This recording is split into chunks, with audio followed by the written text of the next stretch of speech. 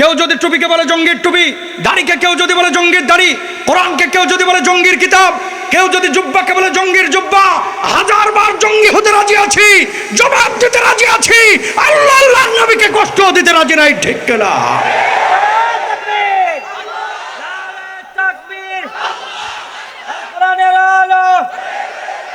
ইসলামের শত্রুরা তাকবীর। নিরপেক্ষ কথা বলবেন, বাংলার জমিনে কোরআন যদি থাকে লাভ না ক্ষতি। সবাই একমত? এবার প্রমাণ নেন। ইসবিহুর রাজুলু মুমিনা, নবীজি বলছেন যে সকালবেলায় থাকবে মুমিন, সন্ধ্যাবেলায় হয়ে যাবে কাফের। এদেশের মানুষ নামাজ, রোজা, হজ, যাকাত 4-5টা বিষয়কে ইসলাম মনে করে, এগুলো করতে রাজি আছি, কিন্তু আল্লাহর জমিনে আল্লাহর দিন কায়েম করা, ইসলামের আইন বাস্তবায়ন করা, নামাজের মতো ফরজ, এই ফরজ কিন্তু চাচাই মানতে নারাজ। কথা কয় না। যুবক ইদানিং পরিবর্তন হচ্ছে, দাড়ি টাড়ি রাখা শুরু করছে। আল্লামা মিজানুর রহমান আজহারী বাংলাদেশে এসেছে, চাচাদের মাথা কিন্তু নষ্ট হয়ে গেছে। কথা কন ঠিক না? 15 লাখ, 20 লাখ, 25 লাখ মানুষ, যেন তেন ব্যাপার না। কথা কন ঠিক না? যুবকরা দাড়ি রাখা শুরু করতেছে, ওয়াজ মাহফিল শুনা, হুজুরদের কথা শুনা।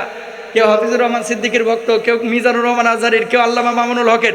ফুল এক এক রকম, এক একজনের গন্ধ এক এক রকম। ঠিক না? কেউ ভাইরা আমার, যুবকরা এই ওয়াজ শুনা দাড়ি রাখা শুরু করছে, পাগড়ি পরা শুরু করছে। কিছু মুরব্বী চায়ের দোকানে বসে আর বাঁকা চোখে তাকায়, আর কি রে জামাত শিবিরে যোগ দিছস কবে? কথা কয় না। টাকনোর উপরে পড়া শুরু করছে কাপড়, কয় হেফাজতে যোগ টোগ দিছস নাকি? মরিয়ম ভাবি আগে বোরকা পড়তো না, এখন পড়া শুরু করেছে। কয় কি গো ভাবি, ওমরা টোমরা করে আইছো নাকি? কথা কন, এরম জালেম গোটা টাঙ্গাইলে 2-1টা আছে না নাই? দাড়ি টুপি রাখলেই এদের মাথা ব্যথার কারণ হয় যে অন্য কোনো দলের সাথে যুক্ত হয়েছে কিনা। আর কোরআনুল কারীম, আহা, 16টা বছর বাংলার মানুষকে ট্যাবলেট খাওয়ানো হয়েছে, কোরআন জিহাদের বই, জঙ্গিবাদের বই। এই জন্য অনেক সময় গোপন বৈঠকের সময় ওই যে কোরআন হাদিসের কিতাব নিয়ে যখন ডিসকাস করতো, গোয়েন্দা বাহিনীর লোকজন এসে ঘেরাও দেয়া, সাংবাদিকরা নিউজ করতো কি 21 জন জঙ্গি গোপন বৈঠকের সময় জিহাদি বই সহ আটক। কথা বলেন না কেন?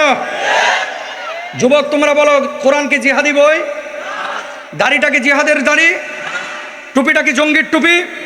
কেউ যদি টুপিকে বলে জঙ্গির টুপি, দাড়িকে কেউ যদি বলে জঙ্গির দাড়ি, কোরআনকে কেউ যদি বলে জঙ্গির কিতাব, কেউ যদি জুব্বাকে বলে জঙ্গির জুব্বা, 1000 বার জঙ্গি হতে রাজি আছি, জবাব দিতে রাজি আছি, আল্লাহ আল্লাহর নবীকে কষ্ট দিতে রাজি নাই। ঠিক কিনা?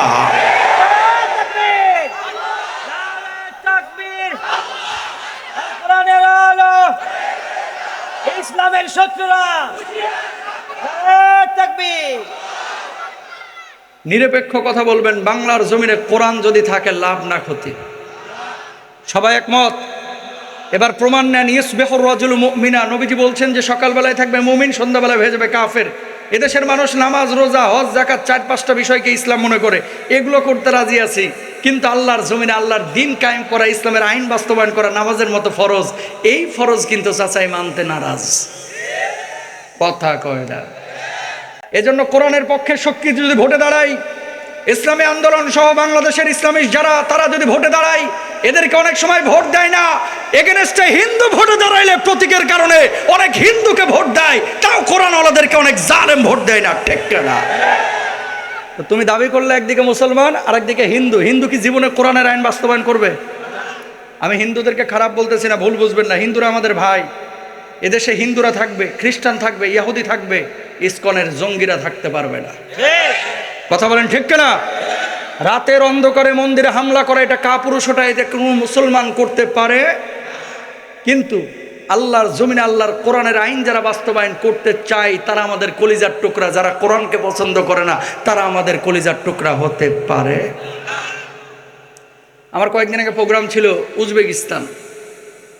আমি কিন্তু প্রচুর বিদেশ সফর করি। আপনারা যে ডেটটা পাইছেন, ওই লন্ডন থেকে কে কাইম মোল্লারে ধরছে, আমি মনে করছি যে না জানি কি প্রোগ্রাম।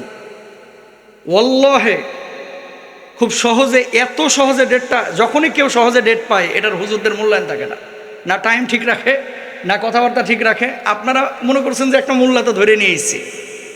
দুবাই মাহফিল থাকে 17টা 18টা প্রতি বছর, উজবেকিস্তান, কাতার, এই যে এগুলো তো আমার মনে করেন ঢাকা রাজশাহী হয়ে গেছে। আলহামদুলিল্লাহ, এটা গর্ব করার জন্য বলতেছি না, আমি যে কথাটা বলতে যাচ্ছি, প্রচুর বিদেশ সফর করি আমি প্রোগ্রামের রিলেটেড। উজবেকিস্তান যাওয়ার পরে ইমাম বুখারী রাহিমাহুল্লাহর কবরটা জিয়ারত করলাম বুখারায়। সামারকান্দে এসেছি, জোহরের নামাজের আজান দিল, নামাজে ঢুকবো, ঢোকার পরে দেখতেছি মুসল্লিদের মোবাইল ফোন মানিব্যাগ পেছনে রেখে সবাই সামনে নামাজ আদায় করতেছে। ব্যাপারটা কি আমি প্রথমে বুঝি নাই, নামাজের পরে বের হয়ে দেখতে পাইলাম নামাজে খুশু নষ্ট হবে, এই জন্য মোবাইল মানিব্যাগ পেছনে রেখে সামনে নামাজ আদায় করতেছে।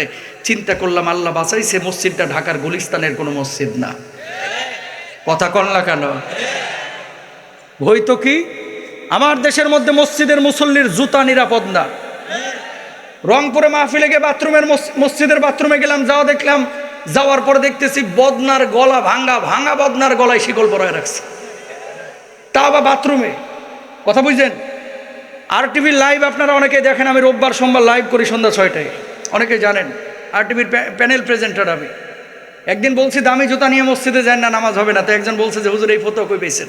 আসলে তো এই ফটো নাই।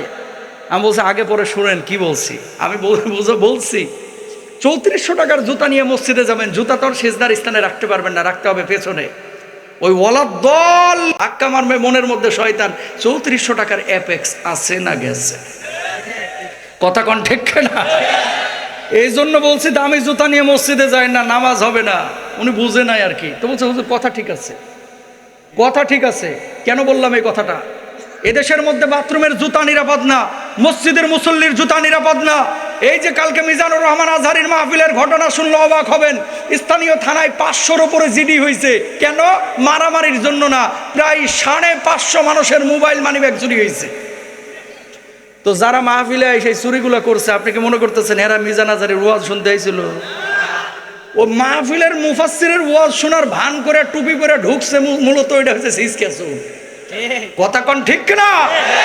হুজুর ওয়াজ করেছে, সবাই কান্নাকাটি করেছে, আর ওই বদমাশ খালি পকেটের দিকে তাকাইছে, ফুলানা ডাবা।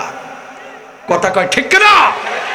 তাহলে এই দেশের মধ্যে চোরের অভাব নাই, আর ওই দেশে মোবাইল মানিব্যাগ পেছনে আছে, এই নিরাপদে রাখছে। পার্থক্য একটাই, কোরআন আছে চোর নাই, কোরআন নাই তো চোরের খনি পয়দা হয়। ঠিক না? তাহলে কোরআন থাকলে লাভ না ক্ষতি? প্রিয় ভাইরা আমার, বাপ ছিল মুসলমান, দাদা ছিল মুসলমান, চাচা ছিল মুসলমান, এই জন্য অটো মুসলমান হয়ে গেছে আমরা, ইমানের কদর করতে পারি না। ও দরদের ভাই, কিয়ামতের ময়দানে মানুষ 3টা দলে বিভক্ত হয়ে যাবে। জোরে বলেন কয়টা? যে কোনো 2টা দলের মধ্যে আপনি থাকবেন, আর একটা দলের মধ্যে আপনি ভুলে যাওয়ার চেষ্টা করবেন না। 3টা দলের মধ্যে 2টা দল হবে জান্নাতি দল, আর একটা দল হবে জাহান্নামী দল। এবার আপনি মিলে নেন, ইমানদারদের কোন দলের সাথে আপনি থাকবেন, আর কাফেরদের কোন দলের সাথে আপনি থাকবেন। জান্নাতি দলের মধ্যে হবেন নাকি জাহান্নামী দলের মধ্যে হবেন? আল্লাহ রাব্বুল আলামিন কি বলছেন খেয়াল করেন। ও প্রিয় ভাইরা আমার, 12 দল থাকবে না, 14 দল থাকবে না, 21 দলীয় ঐক্য জোটও থাকবে না। সেদিন থাকবে 3টা দল কিয়ামতের ময়দানে। ওয়া কুনতুম আজওয়াজান সালাসা ফাআসহাবুল মাইমানাতি মা আসহাবুল মাইমানা ওয়া আসহাবুল মাশআমাতি মা আসহাবুল মাশআমা والسابقون السابقون أولئك المقربون।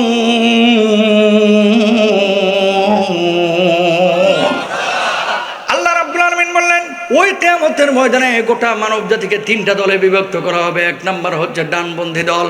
এই দলের মধ্যে যারা থাকবে তারা ইমানদার, যারা সৎ কাজ করেছে, যারা সদুপদেশ দিয়েছে, যারা ধৈর্য ধারণ করেছে। 2 নাম্বার হচ্ছে বাম দল, যারা ঈমান আনে নাই, যারা সৎ কাজ করে নাই, সদুপদেশ দিয়ে নাই, মানুষের সাথে ভালো আচরণ করে নাই। 3 নাম্বার দল হচ্ছে ওই মানুষগুলো যারা ভিভিআইপি সাপোর্ট পাবে কিয়ামতের ময়দানে। কিয়ামতের ময়দানে এই মানুষগুলোর আল্লাহ কোনো হিসাব নেবে না। এরা কারা? এরা নবী, এরা শহীদ, এরা সালেহ ব্যক্তি। আল্লাহ রাব্বুল আলামিন ওই মানুষগুলোকে কিয়ামতের ময়দানে আল্লাহর আদালতের সামনে দাঁড় করাবে, আর বলবে বান্দারে যা যা যা, জান্নাতের যেই দরজা দিয়ে খুশি সেই দরজা দিয়ে আল্লাহর জান্নাতে চলে যা। জোরে বলেন সুবহানাল্লাহ। তাহলে সাবিকুন মুখোমুখি দলের মধ্যে হওয়ার চেষ্টা করবেন। এই জন্য কি করতে হবে? শাহাদাতের তামান্না বুকের মধ্যে নিতে হবে, শহীদি চেতনা বুকের মধ্যে রাখতে হবে, নবীর জন্য জীবন দেওয়া, আল্লাহর জন্য জীবন দেওয়া, বুকের রক্ত দেওয়ার মানসিকতা থাকতে হবে। ইনশাআল্লাহ। কলিজার ভাইরা আমার, ওয়াসহাবুল মাশআমাতি মা আসহাবুল মাশআমা, এই মানুষগুলো আল্লাহর প্রতি ঈমান আনে নাই, এমন কিছু মুসলমান এখন বের হয়েছে, মুখে দাবি করে ইমানদার, কিন্তু অন্তরের মধ্যে কুফুরে আকীদা পোষণ করে। উদাহরণ দিয়ে একটা বুঝতে পারবেন ক্লিয়ার কাট। ডারউইনের মতবাদ বাংলার জমিনে অনেক বিশ্ববিদ্যালয়ে পড়ানো হয়। অনেক শিক্ষিত মানুষ বিশ্বাস করে যে মানুষকে আল্লাহ বানায় নাই, মানুষ এমনি এমনি হয়ে গেছে। আগে ছিল বানর, লেজ পরে পশম করে তারপরে মানুষ হয়ে গেছে। যারা এই কথা বলে তাদের বাপ দাদা বানর থেকে হইতে পারে, আমাদের বাপ দাদা না। ঠিক কেনা? এটা যদি কেউ বিশ্বাস করে তার ঈমান থাকবে? থাকবে? ইমানদারদের সংখ্যা সবসময় কিন্তু কমই হয় ভাই, ভালো মানুষের সংখ্যা। এলাকায় দেখবেন যেটা চাঁদাবাজ, যেটা মদ করে, এটাকে অনেকে সমীহ করে, সম্মান করে। এটার সাথে অনেক বড় বড় লোকের হাত থাকে, কারণ পাপিষ্ঠদের হাত থাকে অনেক লম্বা। যেটা সৎ মানুষ, এটারে কেউ বুড়ি আঙ্গুলের সময়ও বেল দিতে চায় না। কথা বলেন ঠিক না? এই জন্য নবীজি কি বলছেন? ওয়া উকরিমার রাজুলু মাখাফাতা শাররিহি। কিয়ামতের ময়দানে, কিয়ামতের আগে এমন কিছু লিডার বাইর হবে যাদেরকে মানুষ ভয়ে পায়, সম্মান করবে। সামনে আসলেই আসসালামু আলাইকুম স্যার, ভালো আছেন স্যার, আপনার শরীরটা ভালো তো স্যার, স্যার আসতে কষ্ট হয়নি তো স্যার। স্যার 7 মিনিটে 54 বার স্যার স্যার করে। যেমনি স্যার সামনে থেকে চলে যায়, খাটাসটা মরে না। কথা বলেন ঠিক না? নবীজি এই কথা বলেছেন। এখন এই যে ডারউইনের মতবাদ যারা বিশ্বাস করে, অনেক এরকম নাস্তিক মুরতাদ আপনার সামনে যখন আসে, আপনিও সার সার করেন, সামনে থেকে চলে গেলে তখন আবার এদেরকে গালমন্দ করেন। আপনারা জোরে সরে বলেন তো আমাদের সৃষ্টিকর্তা কে? আরো জোরে বলেন কে? লাকাদ খালাকনাল ইনসানা ফি আহসানি তাকওয়ীম।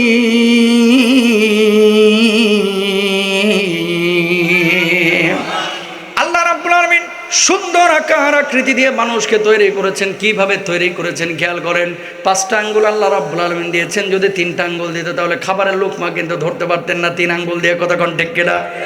চোখ আল্লাহ রাব্বুল আলামিন 2টা দিয়েছে, মুখের উপরে কপালের নিচে। চোখ যদি একটা মাথার উপরে দিত আর একটা কপালের উপরে, আর একটা যদি পিঠের নিচে দিত, ঠিক মতো দেখতে পাইতেন না। ঠিক কিনা? ও কলিজার ভাইরা আমার, নাকটাকে আল্লাহ রাব্বুল আলামিন মুখের উপরে ফিটিং করছে। নাকটাকে যদি মুখের উপরে না দিয়া আপনার নিতম্বের উপরে পিঠের নিচে যদি আল্লাহ ফিটিং করতো, ভাত খাইতেন না, ঘাস খাইতেন, আপনি গন্ধ পাইতেন না, শুধুমাত্র মাটি মাটি লাগতো। কারণ টাঙ্গাইলের চমচম খান যখন মিষ্টি অনুভূত হয় জিহ্বা দিয়া, আর ঘ্রাণটা অনুভূত হয় নাক দিয়া। ঘ্রাণ আর স্বাদ যখন মিশে যায় তখন কিন্তু খাইতে ভালো লাগে। সর্দির সময় নাক যখন বন্ধ হয়ে যায়, আপনি যখন রোস্ট খান, পোলাও খান, তখন কিন্তু নাক দিয়ে ঘ্রাণ না পাওয়ার কারণে খাবারের মধ্যে কোনো স্বাদ পান না। ঠিক কিনা? 32টা দাঁত না দিয়ে যদি আল্লাহ রাব্বুল আলামিন 2টা দাঁত দিত, তাহলে কিন্তু ঠিক মতো খাবার খাইতে পারতেন না। হয়তোবা ফিডার খায় আপনার পোলার মতোই বেঁচে থাকতে হতো। কথা কর না কেন? তার মানে যেভাবে প্রয়োজন আল্লাহ রাব্বুল আলামিন সেভাবে আপনারা সৃষ্টি করেছে। তাকান, ওরে আল্লাহু আকবার। এই যে ভ্রু 2টা আল্লাহ রাব্বুল আলামিন ছাতার মতো দিয়েছে, যদি এই ভ্রু 2টা না থাকতো আপনি কিন্তু সূর্যের আলোতে তাকাইতে পারতেন না, খালি এরকম করে থাকতেন। আল্লাহু আকবার বলবেন না? এই ভ্রু 2টা কিন্তু শ্যাডো হিসাবে কাজ করে, ছাতার মতো। একজন মানুষ প্রতিদিন চোখের পলক ফেলে। এই যে ভাইজান ফেললো, এই যে আমি ফেলতেছি, এই যে ভাই ফেলতেছে, দেখছেন? প্রতিদিন চোখের পলক ফেলে 23,040 বার। জোরে বলেন সুবহানাল্লাহ। 23,040 বার। হৃৎপিণ্ডটা প্রতিদিন স্পন্দন দিচ্ছে 1 লক্ষ বার। আপনি পেটের মধ্যে ভাত, গরুর গোশত, মাছ, ডিম, দুধ একসাথে খাচ্ছেন, হজম কেমনে হয়? প্রতিদিন 2 লিটার অ্যাসিড আল্লাহ তাআলা আপনার পেটটার মধ্যে দিচ্ছে। অ্যাসিডটা আপনার খাবারটাকে হজম করছে। জোরে বলেন সুবহানাল্লাহ। প্রিয় ভাইরা আমার, মানুষ বেঁচে থাকার জন্য প্রতিদিন অক্সিজেন নেয় 1.4 কিউবিক মিটার। এই অক্সিজেন যদি হসপিটালে সিলিন্ডার কিনে ব্যবহার করতেন, প্রতিদিন 24,000 টাকা বিল হসপিটালকে দেওয়া লাগতো। তার মানে আল্লাহর কাছ থেকে ফ্রি অক্সিজেন নিয়েছেন 1 মাসে 7 লক্ষ টাকার। আমি হিসাব করে দেখলাম, যদি একজন মানুষ হায়াত পায় 60 বছর, আল্লাহর কাছে ফ্রি অক্সিজেন নিয়েছে কত টাকার? হিসাব করে দেখলাম 54 কোটি টাকার। আল্লাহু আকবার বলেন না? এবার বলেন, এই জমিনটার মালিক কে? আসমানের মালিক কে? গোলামি দাসত্ব হবে কার? আল্লাহর জমিন ব্যবহার করে, আসমান ব্যবহার করে, আল্লাহর অক্সিজেন ব্যবহার করে দুনিয়ার কোন মানুষের গোলামি চামচামি কোনো মানুষ করতে পারে না। ঠিক না? গোলামি হবে একমাত্র। প্রিয় ভাইরা আমার, কিভাবে আল্লাহ রাব্বুল আলামিন আপনারা বানাইছে খেয়াল করেন। মায়ের পেটের মধ্যে আল্লাহ রাব্বুল আলামিন সূরা মুমিনুনের মধ্যে বলছেন, সুম্মা খালাকনাল নুতফাতা আলাকাতান ফাখালাকনাল আলাকাতা মুদগাতান ফাখালাকনাল মুদগাতা ইযামা ফাকাসাউনাল ইযামা লাহমা।